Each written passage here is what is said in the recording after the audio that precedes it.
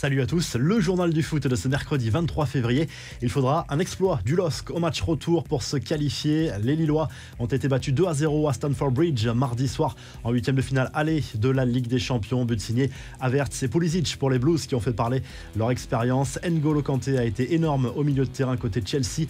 Il a été élu homme du match en Ligue des Champions pour la 4e fois de suite. Un véritable exploit pour l'international français. Dans l'autre match de la soirée en Espagne, Villarreal et la Juve ont fait match nul, un but partout. Vlahovic a encore marqué pour la vieille dame. Il disputait son premier match en Ligue des Champions et il a trouvé le chemin défilé en seulement 32 secondes. Les autres affiches de ce mercredi soir en huitième de finale aller de la Ligue des Champions, l'Atlético Madrid qui reçoit Manchester United et le Benfica Lisbonne qui affronte l'Ajax Amsterdam au Portugal. Lionel Messi fait taire les rumeurs de la presse espagnole qui affirmait que l'Argentin n'était pas heureux au PSG. Dans un entretien accordé au magazine du club, Messi affirme qu'il ne regrette absolument pas son choix. C'est très agréable d'être sur le terrain avec les meilleurs. J'ai eu la chance de le faire pendant longtemps à Barcelone et maintenant j'ai la chance de le faire à Paris, a lâché le meneur de jeu parisien qui assure que le PSG n'a plus rien à envier au grand club historique. Le numéro 30 du PSG a également glissé un petit mot envers ses coéquipiers de l'attaque, Di Maria, Ney. Je les connais soit en équipe nationale, soit de notre temps à Barcelone. Nous avons joué ensemble. Kylian, je ne le connaissais ni sur le terrain ni en dehors. Petit à petit,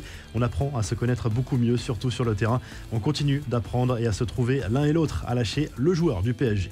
La promesse de Neymar aux supporters du Paris Saint-Germain lors d'un live sur Twitch avec la légende brésilienne. Ronaldo, le meneur de jeu parisien, a notamment évoqué ce fameux huitième de finale retour de Ligue des Champions à Bernabéu contre le Real Madrid dans 2 semaines. Maintenant, s'il reconnaît que l'équipe est encore perfectible, le meneur de jeu parisien promet d'écrire l'histoire à Madrid, notamment grâce à son association avec Lionel Messi.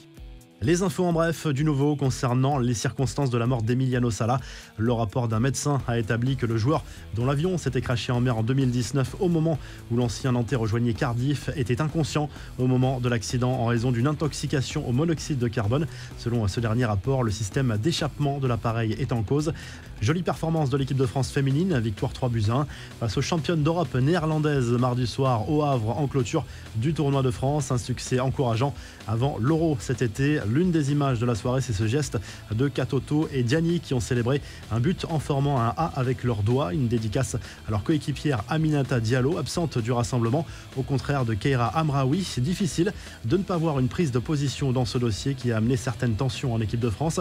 Le conflit entre l'Ukraine et la Russie pousse également certains footballeurs à faire passer des messages. C'est le cas d'Alexander Zinchenko, international ukrainien de Manchester City, qui a publié un message sur les réseaux sociaux pour clamer son amour à son pays.